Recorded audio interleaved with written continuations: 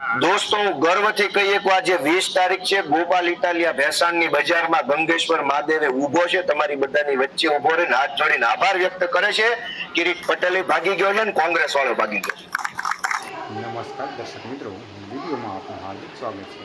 તો દર્શક મિત્રો, ગોપાલ ઇટાલિયાએ મોકા ઉપર ચોકો માર્યો છે, એટલે કે જે વિસાવદરમાં છે 2 બૂથ ઉપર આજે ચૂંટણી છે અને ત્યારે તેમણે 20 તારીખે જે ભાષણ કર્યું તેનો સંપૂર્ણ વિડીયો આપણે આગળ તમને બતાવીશું. તો વિડીયોને અંત સુધી જોતા રહેજો. અને મિત્રો, જો આપણી ચેનલ ઉપર નવા હોય અને આવા જ અવનવા વિડીયોની માહિતી મેળવવા માંગતા હોય તો આપણી ચેનલને સબસ્ક્રાઈબ જરૂરથી કરજો. તો જોવો હવે વિડીયો. મેં એને કીધું કે ભાઈ તું આનું કરાય ફરીથી મતદાન, નો માનું કે મને કિરીટે ના પાડી છે. મને મનમાં બોલે ને મોઢે નો કે કિરીટે ના પાડી. દોસ્તો, આપણે લડાઈ માત્ર ભાજપ સામે નથી લડ્યા.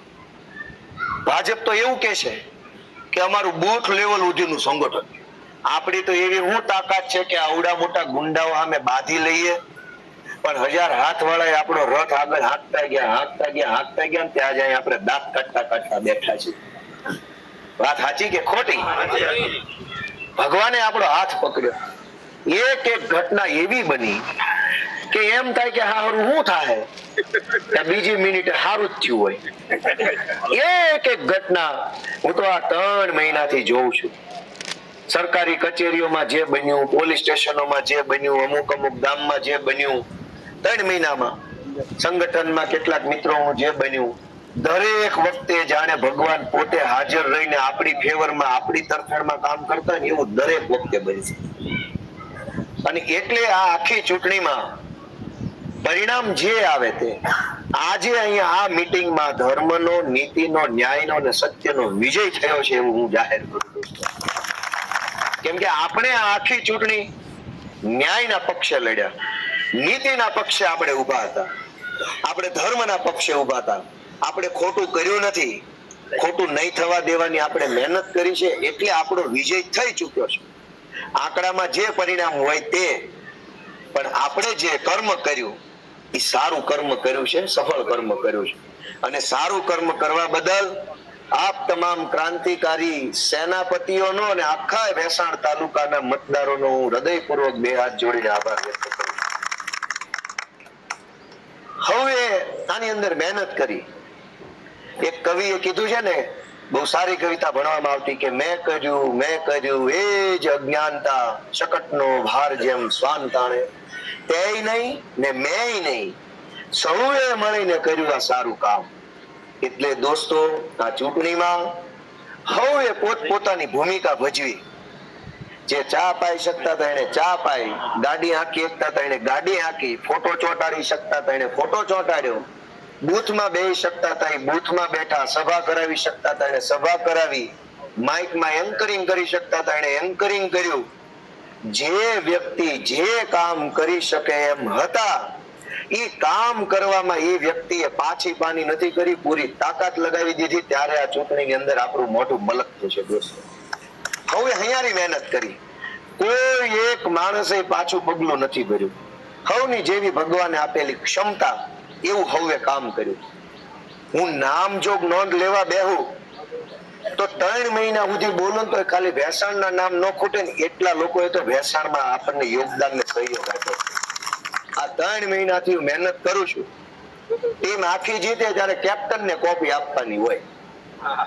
નિયમ શું છે કે આ જીતે આખી ટીમ, વાહવાહી આખી ટીમની, પણ ઓલી ટ્રોફી છે ને કેપ્ટન ને આપવાની હોય. આ તમે લેજો પ્રતિકાત્મક સ્વરૂપે. એનો અર્થ એવો નથી કે બાકીના બધાએ કાંઈ નથી કર્યું, પણ બધાય લોકોએ કામ કર્યું એના પ્રતિક સ્વરૂપે આપણા કેપ્ટન કિશોરભાઈ સાવલિયાને હું ટ્રોફી આપું છું ભેસાણની. કે આ મહેનત એની છે. દિવસ રાત દોડ્યા, વેપારી છે, વેપાર કરે છે, છતાંય તે વેપાર ધંધામાં રજા રાખીને, દુકાન બંધ રાખીને, કેટલોય અમારો કે મનોજભાઈનો ટપ્પો સાંભળ્યો, સામે તમારો ટપ્પો સાંભળ્યો હોય, ક્યાંક નાની મોટી ઉતાવળ થઈ ગઈ હોય, મોડું થઈ ગયું હોય તો એને જરાક, પણ એ બધી પરિસ્થિતિમાં તે મક્કમ મનોબળ સાથે, એક સેનાપતિને શોભે એવા જુસ્સા સાથે આપણા કિશોરભાઈ સાવલિયાએ આ ભેસાણ આખા તાલુકાના સંગઠનને મજબૂત બનાવવાનું કામ કર્યું, બદલ એમનો આભાર માનું છું. અને એમાં હવે હું બધાના નામ નહીં લઉં, ખાલી કેપ્ટનનું નામ લઉં એટલે મારું કોઈ ખોટું ન લગાડતા મહેરબાની કરી. કેમ કે બધા એક એક વ્યક્તિના હવે તો કેટલા બધાના નામ આવડે. તમે મને મળો ત્યારે તમને ખબર પડી જાય ગોપાલને મારું નામ ખબર છે, તમે બધા મળો અને બાકી રહી ગયા એ આવતા 15 દિન થઈ જાય. પણ લગભગ બધાના મને નામ આવડે અને નાકરા નામ નથી આવડતા. એ ભાઈ કેવા છે, સ્વભાવ કેવો, વાણી વર્તન કેવું, કામ કેવું, એ મને ખબર હોય છે. ભગવાને મને એવો બનાવ્યો છે. પણ આપણા કેપ્ટન કિશોરભાઈ સાથે સાથે આપણા મોટા કેપ્ટન હરેશભાઈ સાવલિયાનો જેટલો આભાર માનીએ ને એટલો દોસ્તો હું છું, જોરદાર તાળીઓ વધાવો. હરેશભાઈએ જે બળ કર્યું છે, જે તાકાત લગાવી છે, જે સમય ફાળવ્યો છે, મારે તો હાલો ને ગાડીમાં ડ્રાઈવર એટલે હું પડખે બેહીને અને એવડું મોટું હરેશભાઈ સાવલિયાએ કામ કર્યું છે. આમાં સૌથી મોટું કામ હાથનું, પગનું, આંખનું, કાનનું, નાકનું નથી હોતું. ધીરજ અને સંયમનું મોટું કામ હોય. મગજ ઠેકાણે રહે ને એ જ ચૂંટણી મોટું કામ હોય. સહેજે બાટલો છટક્યો, બાટલો ફાટે, ચૂંટણી ગમે ના વહી જાય. એટલે ચૂંટણીની અંદર સૌથી મોટું કામ મગજ ઠેકાણે રાખવાનું હોય છે.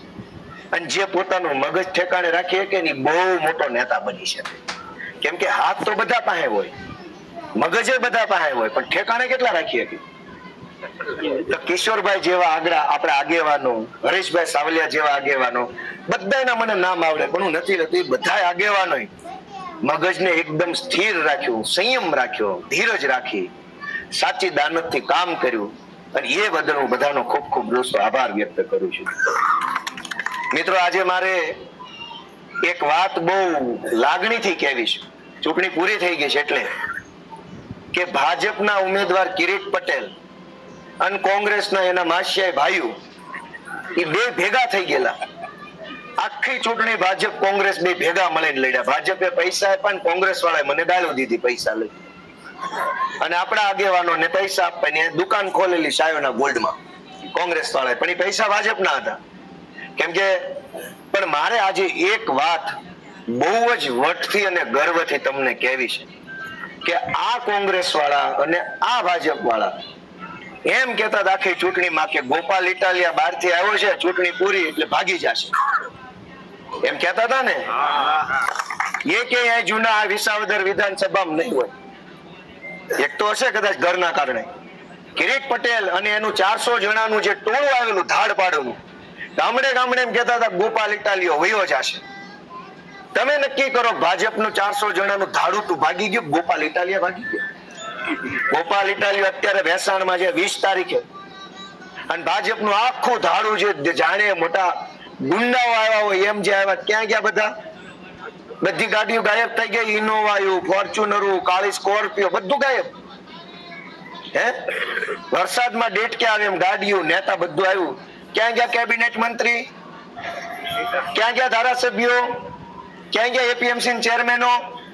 19 તારીખની સાંજના 6 વાગ્યા તો ગામ આખું ખાલી કરીને બિસ્તરા પોટલા લઈને એ ભાગી ગયા.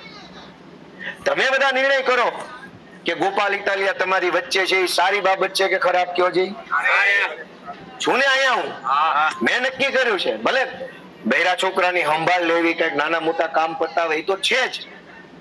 મારા મનમાં એવી વાત છે કે પરબના પીરના આશીર્વાદથી આ ચૂંટણી હું જીતું તો અષાઢી બીજે પરબના પીરની સેવા કરીને પછી અહીંથી મારે બહાર જવું છે.